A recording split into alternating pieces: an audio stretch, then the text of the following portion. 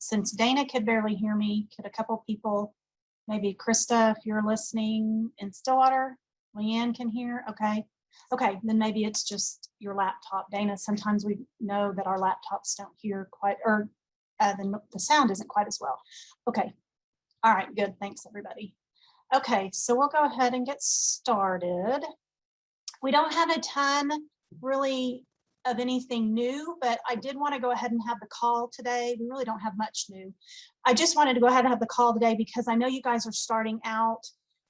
Several of the school districts, as we've been hearing on the news and as we've heard in here, I've already gone to virtual. And that's, I think, just what this year is going to be like. Unfortunately for you all, because you guys are going to have to change your plans quickly, potentially, and I hate to say it, but maybe even regularly. I really hate that for you all because you've done so much and been through so much, but you've learned a lot over the last 20-ish months. I don't know, I don't even know if that's right. Maybe it's only been 18 months. I don't know. It seems like longer than that. But so we do have a few things in the PowerPoint. But as far as guidance, we have not received any new guidance from USDA from the last call we had, which was the 50-some Q&A questions that we went through. So just as a reminder, kind of hold off on the chat for now. We'll go through here. If you have questions after we go through the PowerPoint, we'll remind you to put your questions in the chat. They might get answered as we go through. If they don't, we definitely want your questions answered. So just as a reminder that summer feeding did have to stop when your school year ended. You are going to be able to serve on SSO and all meals will be free this year. As we've been saying for quite some time, we've known that. So the one thing I do want you all to remember is, as you may have to go virtual because of outbreaks in your district, we are still approving applications as quickly as we can.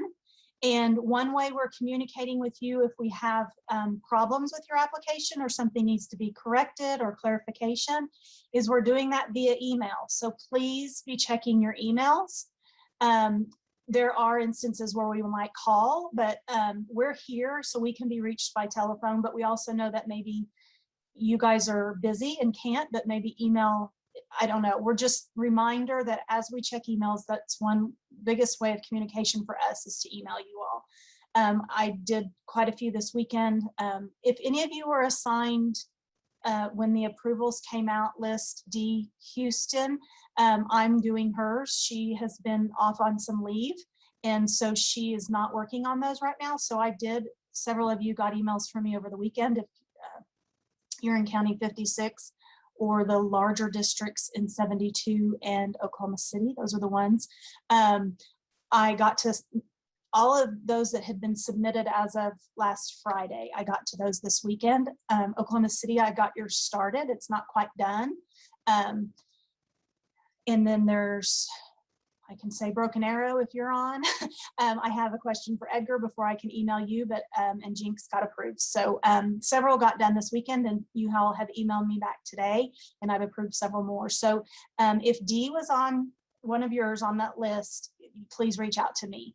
I'm going to pick up hers. So just a reminder that the Fresh Fruit and Vegetable Program application, we had initially closed it last Friday, but we didn't have very many people apply. So we're going to extend that until this Friday. But after this Friday, it will close. So if you're interested in applying for the Fresh Fruit and Vegetable Program, please go into the CARS application system and apply for the Fresh Fruit and Vegetable Program. And also please email Rhonda Stevenson. She's our in-office Rhonda. We have a Rhonda Stevens in the field, not to be confused, get those two confused, but Rhonda Stevenson in the office is who you need to communicate with if you have any questions about it. And again, she's here in the office, and you can email her and even call up here and talk to her if you need to. Next slide, Dana. Again, a reminder, we're approving applications as quickly as possible, and we do them as they're submitted. We have that way to track that. If you're operating SSO, you will claim by site.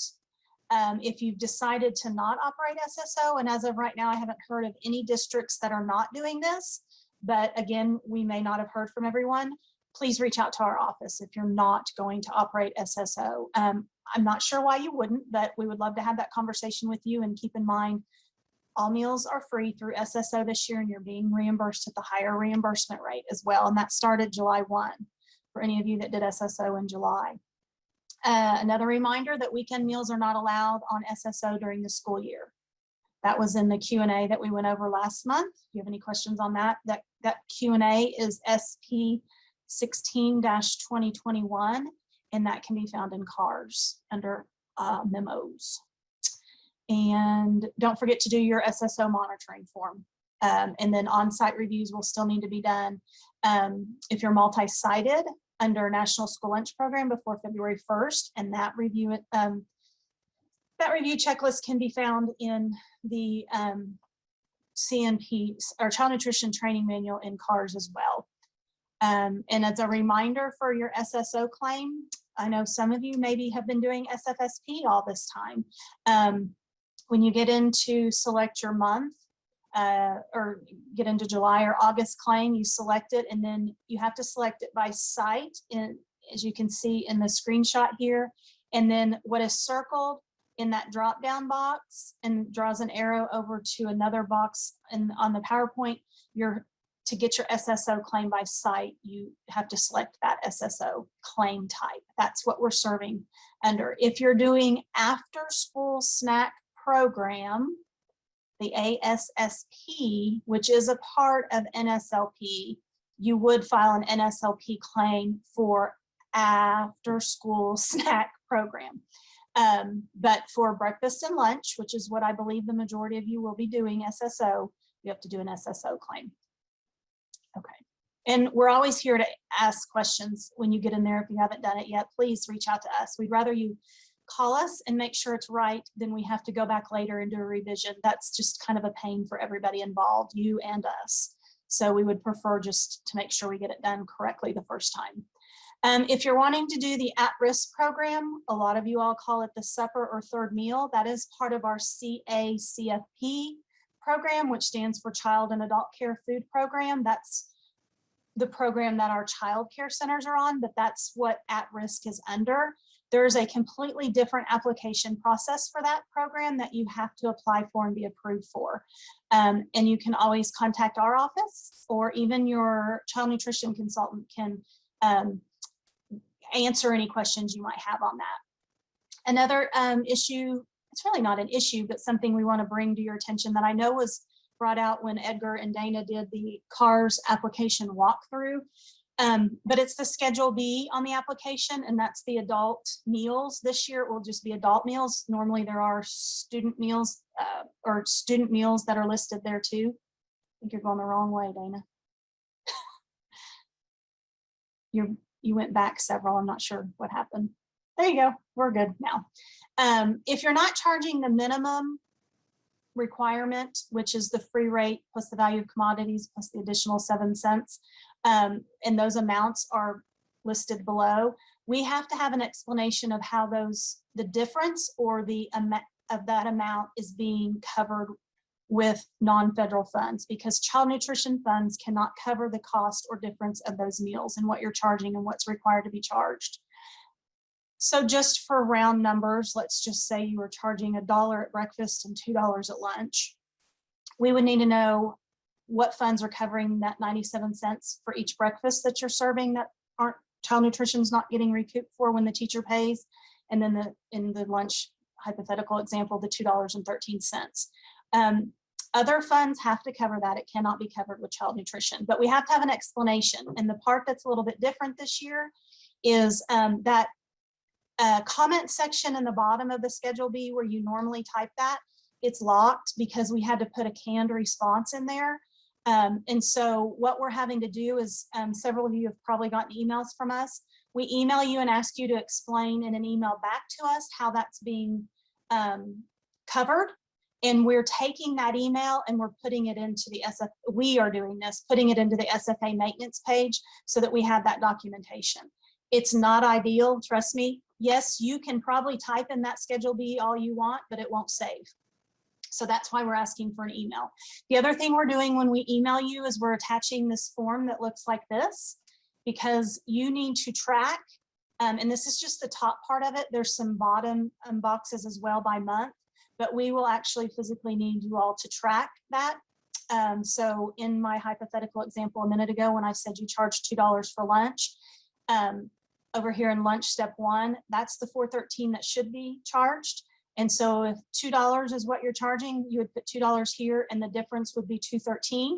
And then each month, there's the bottom portion of this page, the box shows each month, and then it shows the number of meals, and it does the math for you so that you know exactly how much that should be being covered by non-federal funds for child nutrition for the amount of adult meals. So that is, the consultants have this form. We have this form in the office. It is also in the CAR's other documents section if you would like it as well. But if we can email it to you if you need it, just let us know. Thank you. Next slide, Dana. Okay, so there was a webinar that USDA did last week, I believe, and it was regarding emergency purchasing and procurement. And just so you know, this is available right now to you if you've had an issue acquiring contracts because of shortages, supply shortages, labor shortages, and things like that.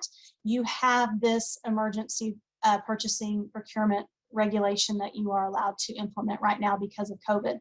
And yes, we're still hearing about all the shortages and the outages and the truck drivers and the labor issues. I talked to someone at Benny Keith this morning, and it's hitting them hard right now. They keep getting emails after emails every day that we can't get this and we can't get that. And so she and I had a conversation about how they needed to handle some things. And so we do realize it's happening, and it's happening nationwide. It's not just here, it's everywhere.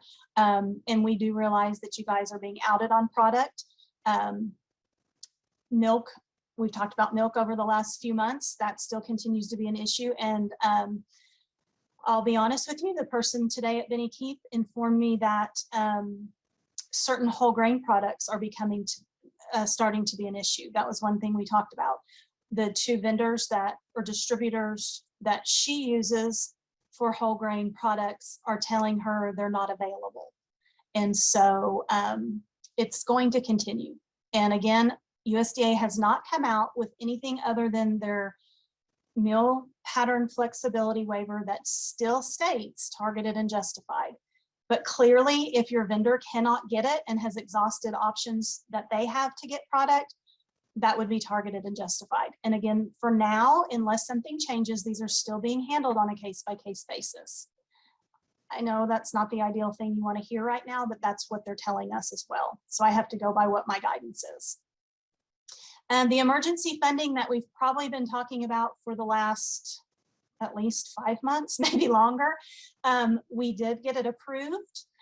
We got our money the end of last week, and so we will be paying our first round of payments for the emergency funding on September 30th. That's the first payment round that will go out. You will be getting a letter in the mail, fingers crossed they'll go out this week. If not, they'll go out a week from today.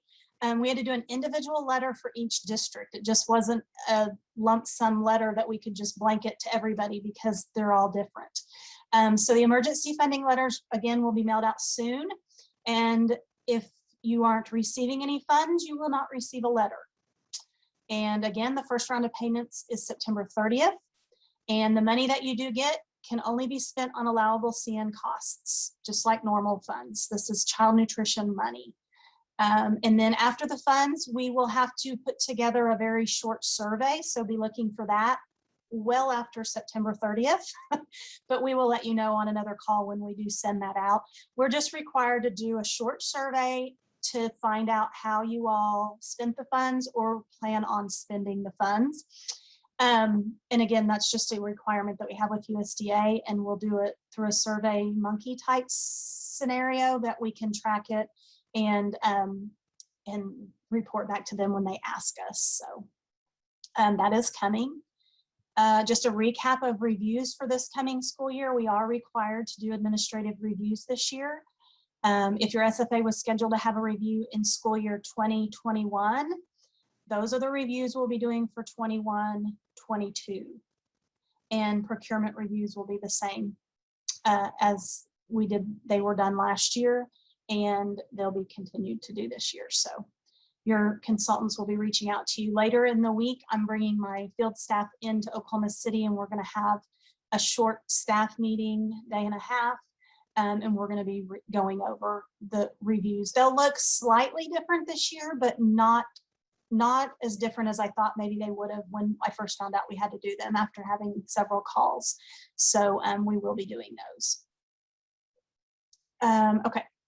All right. So now I'm going to go back to the chat. We've had a few questions pop up there. If there's any questions you have, please go ahead and put them in the chat, and I'm going to scroll up and find out where we were.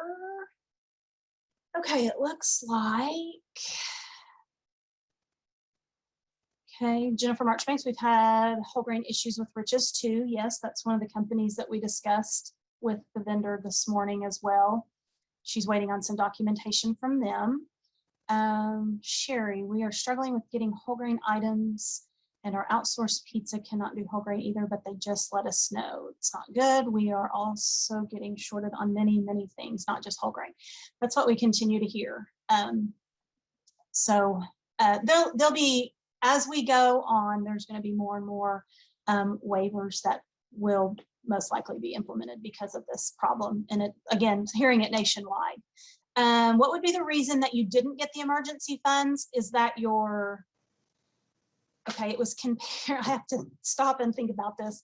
It was comparing your 19, Dana, chime in here if I'm wrong. It's comparing your reimbursement for the month, half of March, April, May, and June of 19 compared to 20, right? Do I have the right years there, Dana? You got the right years. Okay. You're on the right track. And if your reimbursement was less in 20 than in 19, we take the difference of those months, multiply it by 0.55, and whatever that amount is what you would receive. And each month is figured individually. So Correct. We do the March, all of that calculation, all the April, May, June, and you're paid on an each month basis, or not paid if your 20 was more than your 2019. Right. And someone asked about coding. I didn't put the coding on this PowerPoint, but the coding will be in your letter when you receive it. So if you're receiving the funding, your revenue codes will be included in your letter. Yeah, we put the OCAS coding on the letter that you will receive. We even included CACFP if you do the CACFP at risk. It's in there too. So it's Linda Kaufman and Danielle Allen. Those codes are in. Oh, Linda, I'm sorry, Linda, you're asking about OCAS codes for this school year. No, you're going to use 763 and 764 because SSO is a continuation of the National School Lunch School Breakfast Program. So you will use you'll code things to 763 and 764. Yes, weekend meals, Lisa, can be served through CACFP. That is correct. That was part of the memo 16 SP 16/2021, as well as they code them for multiple programs, as well as 14/2021 for CACFP. Yes, Julie, you're right. CACFP meals, if you're approved for that, can go home on weekends. It's SSO meals cannot. Shauna, snacks, can I send them home or no to students in school? Shauna, are you doing, you're talking at risk, right? At risk snacks and a virtual educational enrichment activity with at-risk snack may go home with the child. Yes. One meal and a snack, not two. Tammy, are you referring to which program? SSO is basically, you would do breakfast and lunch. If you're referring to at risk under CACFP, it is a supper meal and a snack. It can be, or it could just be a snack, or it could just be supper.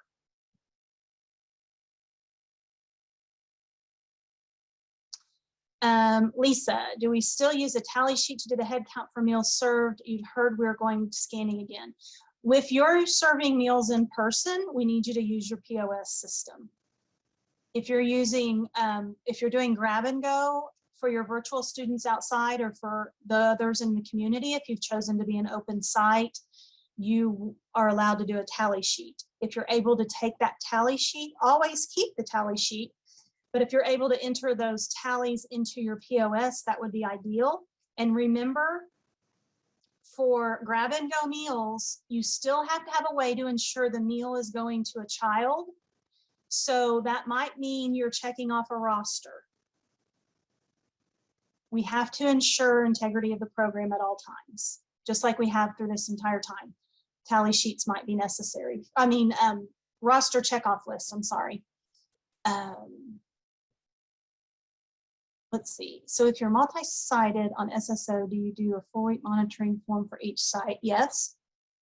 And then we also need the form, the multi-sited monitoring form that you normally do for your district normally does for breakfast and lunch. We do Your on-site monitoring. On-site review ones. Yes, thank you. That are always due by February 1st. If you're multi-sited, you do all of lunch sites, and then you do half the number for breakfast, or you can do all of breakfast. But that form is in the child nutrition manual. Under SSO, I understand that we cannot feed on weekends, but can we feed during fall break, Christmas break, etc.? Is it just on school days? It's just on school days. That's in the memo SP 16/2021 as well, unless you're doing at risk. Is there still funds that will go to those who were? Yes, did we get that approved? That's been approved. Yes, we have that. I will, and I need to double check with Laura to see if we've received that money for PEBT. Yes, I did put in, there are PEBT funds for the local level for, and it's a flat amount based on free and reduced numbers. And so there'll be more coming out on that soon. I don't want to, I went ahead and took the liberty of, we couldn't ask for more funds later. We had to ask for all the funds up front that we thought we would need. And so we did a spreadsheet and just went ahead and included all districts. So there'll be, we're gonna have to get something together as far as how you all will let us know regarding if you're wanting those funds or not. So there's more to come on PEBT local funds for your district. This isn't PEBT for the kids. This is PEBT for local administrative funds. So more to come on that. Let's see, Pam, yes, wasn't brought up today, but are we doing a low income report? If we do, where will the free and reduced numbers come from if we are doing SSO? Yes, we are, as of right now, we believe we are going to do the low income report. And if you keep in mind, the low income report, child nutrition collects the information and we give it to our title programs who are across the hall from us in the agency. And they use that for title funding. So title programs uses the free and reduced information we get from you. So as of right now, they have not been told that they can do the title funding on anything other than free and reduced. So they are expecting that. So that's as of right now. Now, that directive, if anything was to change, would come from USDE, Department of Ed, not USDA Agriculture. So as of right now, that's the plan. I talked with them this morning and nothing had changed as of this morning regarding them being able to use other way to determine free and reduced, like economically disadvantaged. That right now is not an option for title funding. I know there's a lot of districts out there that have heard from outside entities and programs that economically disadvantaged can take the place of your free and reduced application, and if you're not provision or CEP, and that is not the case. You need to get free and reduced applications. Title funding has not changed as of this moment as I speak. Could it? Possibly. Will it? I have no way of knowing, and neither do they. That is correct, Pam. On the SSO claim, you don't report free and reduced on that, and that is one thing that we've been talking about in here. How we're going to do that and how that's going to be handled. And so there will be more to come on that.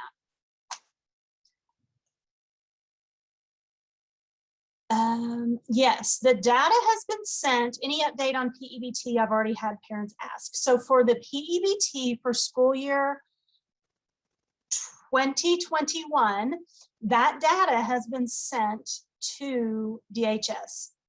They have not issued payment yet or benefit payment yet. I have not been told when they will, but they have not yet, but it is still coming. There will also be the summer that basically just ended, not quite over yet, but there's also summer PEBT. And from what we're being told by USDA, there will be PEBT for school year 21-22, the one we're currently in. I have zero guidance on that right now though, but they keep telling us that it's coming. So, but yes, data has been sent to DHS for PEBT. Okay, Shauna, it is based on lunch. Shauna, I guess you're referring to emergency funding. Is it based on lunch? I think that's, yeah, I think that's what she's asking is they gave us a list of what programs to compare to. So we added, if you were on SFSP, SSO, or NSLP, all of those funds were added together. The CACFP was done completely separate for emergency funding. That is correct. And that memo is should be uploaded in CARS for you to look at exactly what funds they told us to look at for each funding. Yeah, I don't have that one in front of me right now either, but yeah, it'll be in there. Claims per site, how do you use a checklist?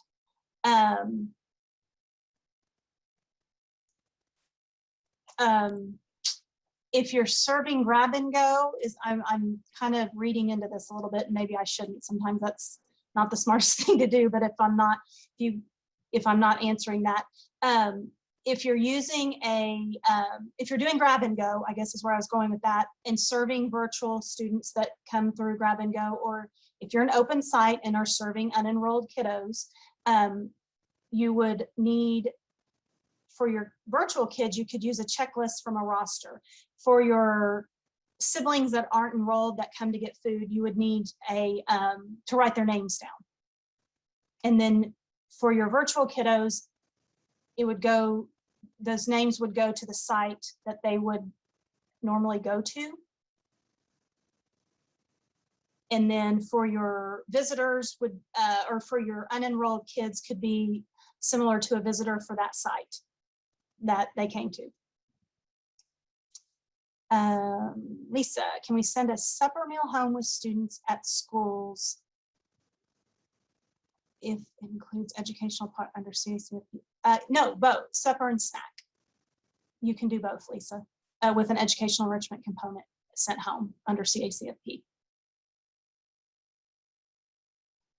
Sean, I have after school snack now, but I have many sites wanting snack and some want it to go home and some want it after school. Yeah, even with after school snack, you can do that, Shauna, but the educational enrichment has to go with it. Yes, but you can do that. Lisa, would it be by a head count or by name on grab and go? Again, if you're doing meals in a grab and go setting, we've got to ensure a meal goes to a child. So it would be a check off of like a roster or an enrollment type list or something, or if it's a child that's not enrolled, it would be writing a name down.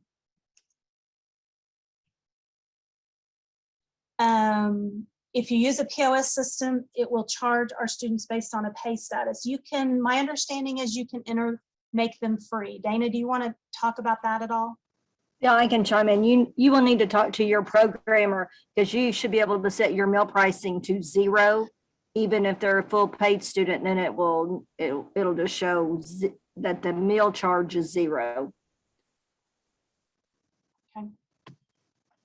And then when you're ready to do your claim, your edit check still may show a certain number of free, certain number of reduced, and a certain number of paid. And of course, then you're just going to add all those together to get a lump sum for SSO in your claim. Okay. If not coded to 766, then previous year would be a negative amount. OCAS will not allow a negative. 766. I'm getting out my book. Is 766 is summer, right? Am I losing it? Lisa, I think 766 is summer. I So really, Lisa, you're asking if not coded to 766. You need to code your expenditures to whatever or however you received your revenue. So if you were operating the SSO program, that revenue is going to be coming in 763 and 764, just like Right. National School Lunch.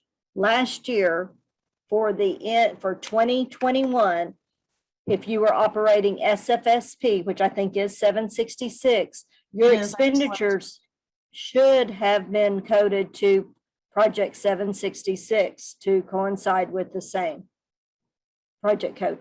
We skipped one for Debbie Reynolds. If you are CEP, Oh, I can you did? still use Sorry. can you still use a tally sheet? If you're CEP and you're, and I know who D Reynolds is, you're a small enough school district that you're not necessarily having to track for allergies and such to have to use your POS system. No, reason we're telling people to use your POS for tracking is, first of all, it gives you more accountability. It keeps students from getting more than one meal because all you're allowed to serve and claim them is one meal for reimbursement, and for allergies and special diets to track those. Because in larger schools, they may not know who that child is with those special dietary needs. And if it's popping up on your POS, then it's there and you guys are all being safer. If you're that small school, and every child individually, the chances of one slipping through that has a special diet is not quite as needed. But larger schools, yes, you need to be able to track them that way for accountability purposes. Okay, Kim, what if we are serving ages 1 to 18? Can we get students' names for pickup meals? Like in a grab and go type setting, yeah, you would get their names as they picked up meals or check them off a enrollment roster potentially if they're enrolled. I realize a 1-year-old isn't going to be enrolled, but unless let me know if I missed something with what you were asking, Kim. The monitoring form for SSO is in CARS, right, Dana? Yes, it should be. Okay, if not, let us Should know. be listed in those interactive forms. Okay, if not, we can get it to you. Schools are in person. They are not allowed to do a tally sheet in the cafeteria for meals now. We've been telling from the beginning of these flexibilities that if they're in person, they need to use their POS system for meals. Johnetta, Edgar's was replying to Johnetta and to everyone. Just letting us know to call your lunch system program and they can set the prices to 0. Okay, kind of what Dana said. So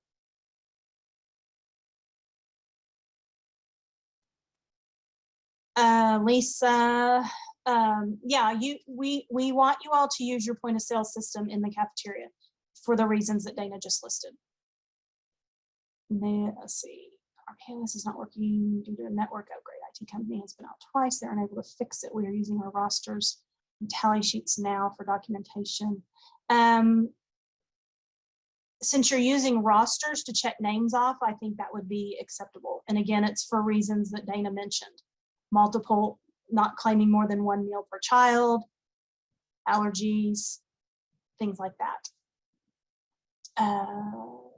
Not showing indirects, your direct cert kids aren't showing up. Contact DHS.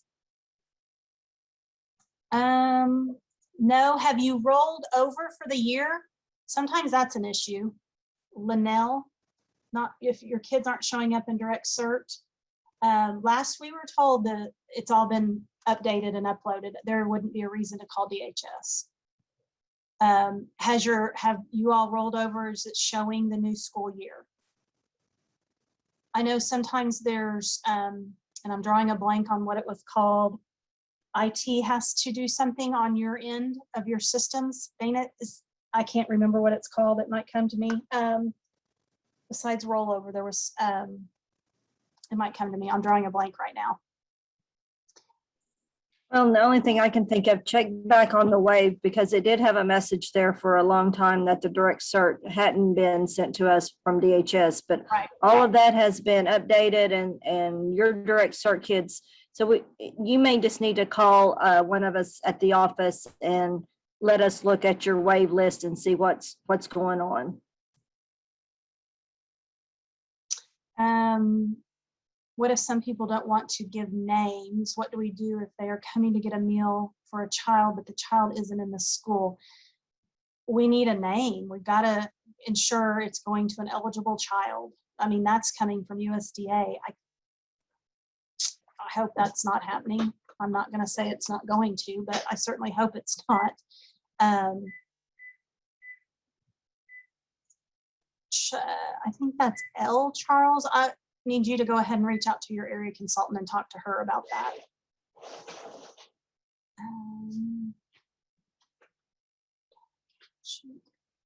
If you're eating, your kids are going through the line and eating, we want you to use your point of sale system. The SSO numerical checkoff sheet we used last year is not valid. If they're in person eating meals going through the line, we want the point of sale system to be used. Pam, we fixed our POS to not charge them, and then also set it up so the reimbursement would be correct. Yes, it can all be changed. I think you're just kind of saying FYI that it can be done. Yeah.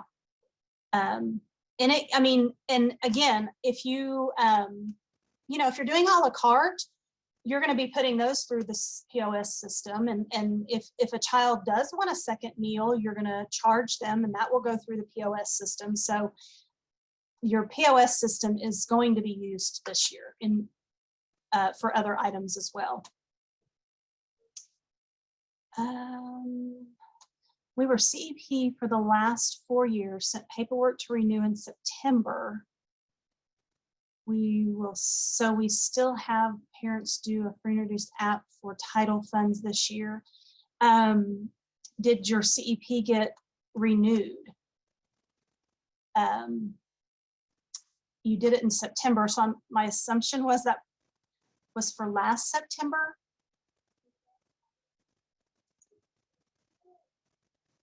We may need to reach out. Dana knows what school you're attached to. We may need to reach out to you. We use the SSO daily mail count form. Again, if they're going through the line, we need to use the point of sale system. If we're feeding breakfast in the classroom, is a tally sheet okay for breakfast?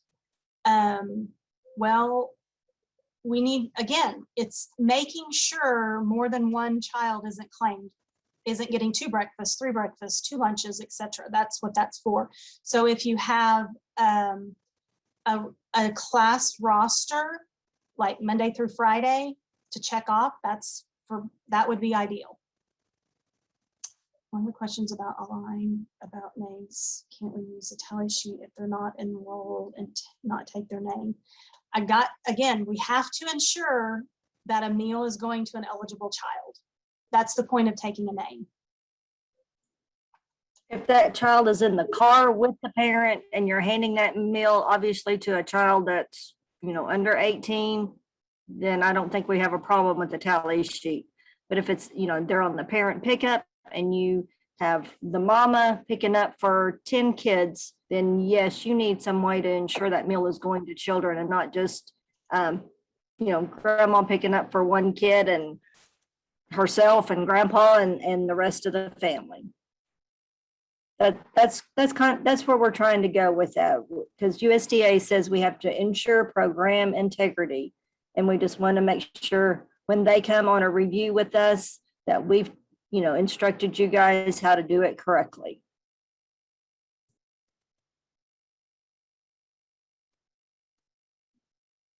Oh, hang on, mine just jumped. There were some things that went into the chat, but when I clicked in it, it jumped.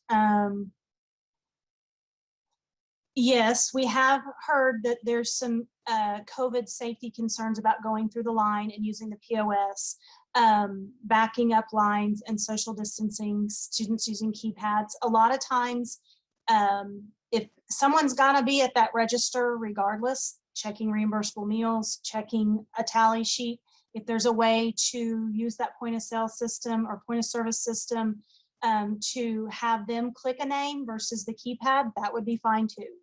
So, and again, you don't have to do offer versus serve either. Remember, even at the high school level, there's a waiver for offer versus serve. So trays could just be already made up in some instances, and they could take them. So to help with the backing up of the lines as well. Yes, Christine, that's acceptable. Site review is due within 3 weeks operation. What is the review that is due by? Excuse me. That's if you're multi-sided, Teresa. There's an on-site monitoring form that has to be completed. And it's in the child nutrition manual. Let's see. I understand that you want us to use this. Learning where small school is total 800. Tally sheet, what do we do if we use tally sheets at this point? Can we finish August? Oh, it's jumping on me again. I don't know what's going on.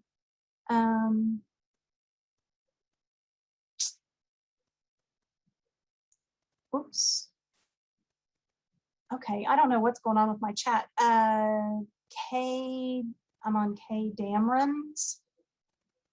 And yeah, I mean, that would be acceptable if you started that way and start in September. Yes, that would be fine. And then sign the small school and the one who monitors lines. We've been handing out fresh fruit to those who want it and have a tally sheet. I don't know why this keeps jumping. While I monitor the line, hand out.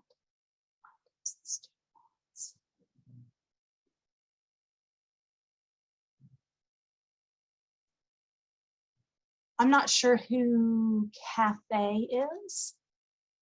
I'm going to have you reach out to your area consultant and talk with her about that.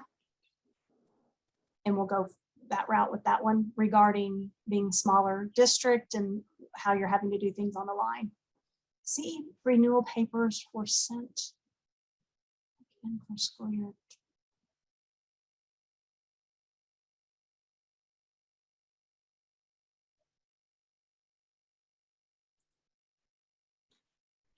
If you're, okay, D Reynolds, CEP, I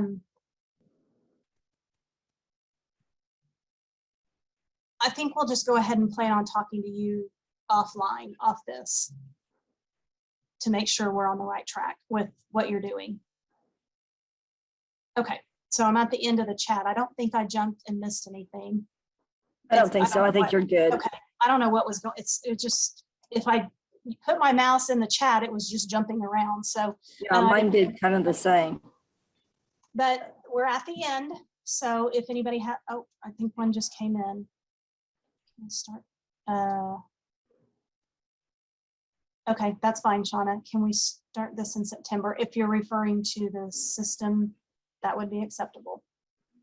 I would really almost just suggest if you have questions how you're doing your POS, your tally marks, get with your area consultant, and because the main concerns are that you're not claiming more than one reimbursable meal, and you have a way to ensure that, you're looking at those children that need special diet, special meal plans.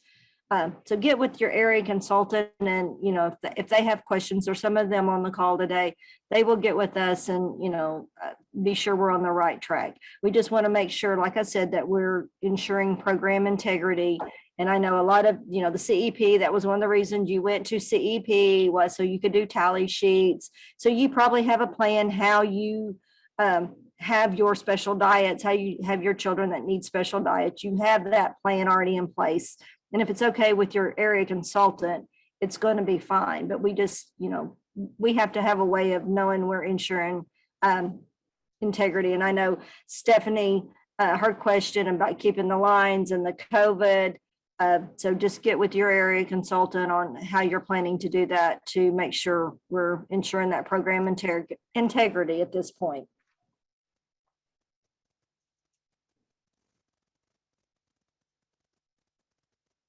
Okay. Anybody else have anything? I don't want to take up any more time. I think we're going to go back to a 2-week call.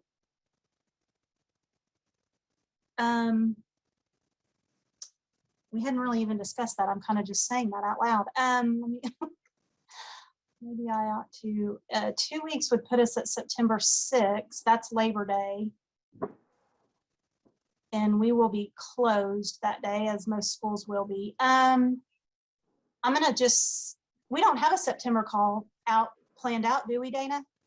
No, we kind of planned this one and was kind of going to wait and see if we wanted to go back to an every 2 week or. Okay, so let's shoot for, I'm gonna say now that our next call will be the 13th of September at 1:30. And we'll figure out in here as the next week or so goes by, or 10 days or so, if we need to go back to 2 week, or if we can keep it on a monthly for now. But let's plan on September 13th. We'll go 3 weeks out. And if you all have any questions, please reach out to us. I know you're continuing to battle all the changes that you're dealing with, and I appreciate everything you all continue to do. I know several schools just today went virtual for 2 weeks, as several did last week. And with, school just starting up last week for quite a few, it'll be interesting to see what the next few weeks hold with numbers based on what we're seeing with those that have already started. But we will definitely have a call on the 13th. If we were to get guidance that comes out before that, we'll plan on doing something sooner. But as of right now, I'm not aware of anything else that's coming out, but that doesn't mean it's not. With everything going on, it could very easily come out with something else. So continue your hard work through all the challenges, and we will be here for you, and we appreciate everything you're doing. And so we'll plan on the 13th at 1:30, unless something pressing comes out that we feel you all need to know about. So thanks for everything you do, and we'll talk to you in 3 weeks. Thanks, everybody. Have a good start of your year.